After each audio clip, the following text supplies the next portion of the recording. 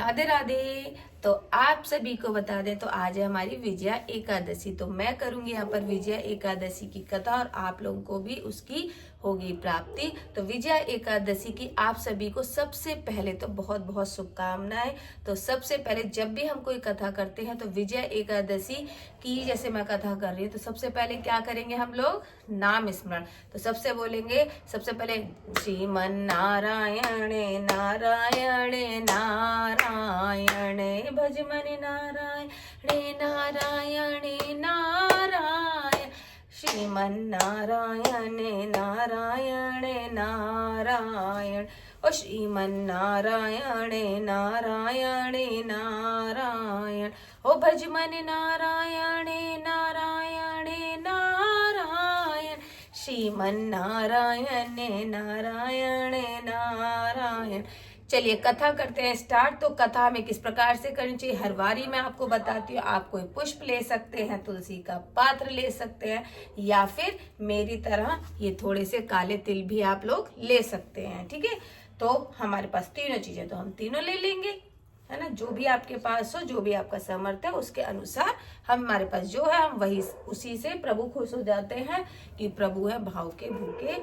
तो चलो स्टार्ट करते हैं विजया एकादशी की कथा। कथा इस प्रकार है। श्री कृष्ण बोले कि इस एकादशी को व्रत करने वालों को सब दुख छूटकर संसार के सुख अपने आप ही प्राप्त हो जाते। यह एकादशी शत्रुओं को परास्त कर विजय की प्राप्ति कराने वाली है।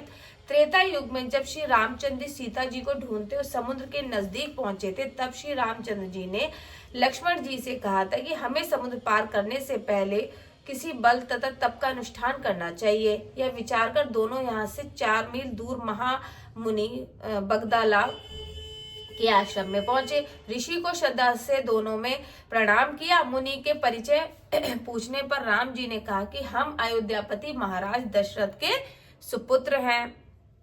14 वर्ष का वनवास व्यतीत करने के लिए मेरी पत्नी के साथ हम दोनों भाइयों के जंगल में जाने का लंका के राजा रावण ने सीता को जबरदस्ती अपहरण कर लिया है। उनको वापस छुड़ाने के लिए हमने वानरों के राजा सुग्रीव से नाता जोड़ा है। वे अपनी सेना सहित हमारे साथ सीता को छुड़ाने के लिए समुद्र पार करने जाना चाहते हैं। इसीलिए आप ऐसा कोई व्रत या अनुष्ठान बताएं जिससे रावण को युद्ध में हराकर हम सीता जी को पुनः प्राप्त कर लें। महात्मा जी ने कहा, नर आप तो स्वयं ही नारायण हैं, साक्षात विष्णु का अवतार तो आप ही हैं, तो सर्वज्ञ आप सब कुछ आपको मालूम ही है। फिर आप यहाँ आदर भाव से आए, इसलिए श्रेष्ठ उपाय बताता हूँ। आप दोनों भाइयों को सारी सेना सहित विजया एकादशी का व्रत और अनुष्ठान करना चाहिए और विधि पूर्वक पूजा करो। दशमी के दिन सोने या चांदी को कलश बनाकर उसमें पंच पल्लव डालकर जल भरकर बेदी पर स्थापित करें। उसके ऊपर सोने या चांदी की नारायण की मूर्ति बनाकर कलश कर प्रतिष्ठित कर रात भर भगवान नारायण की प्रार्थना कर। दूसरे दिन प्रातः स्नान आदि से निबट कर धूप दीप नैवेद्य आदि कलश चढ़ाकर नारायण भगवान को श्रद्धा और भक्ति से पूजा कर फिर रात को भगवान नारायण की प्रार्थना करते हुए जागते रहें। द्वादशी के दिन प्रातः काल स्नान आदि से शुद्ध होकर कलश यदि धातु का हो तो ब्राह्मण को दान दे दें, यदि मिट्टी का है तो उसे नदी में या तालाब में गिरा देना चाहिए। नारायण की सोने की मूर्ति को ब्राह्मण को भेंट कर देनी चाहिए। इस तरह ऊपर कहे हुए आप एकादशी का अगर व्रत करेंगे तो आप जीतेंगे और आपकी जो भी मनोकामना है वो जरूर अवश्य ही पूर्ण होगी। श्री कृष्ण बोले कि हे धर्मराज, महामुनि को बताए हुए इस नियम से दोनों ने विधि पूर्वक एकादशी का व्रत किया, जिससे समुद्र पार करके लंका की लड़ाई में रावण को मारकर सीता को वापिस ले आए। फिर 10,000 वर्षों तक अयोध्या में उन्होंने क्या किया, राज्य किया। ये तो छोटी सी विजया एकादशी की कथा थी।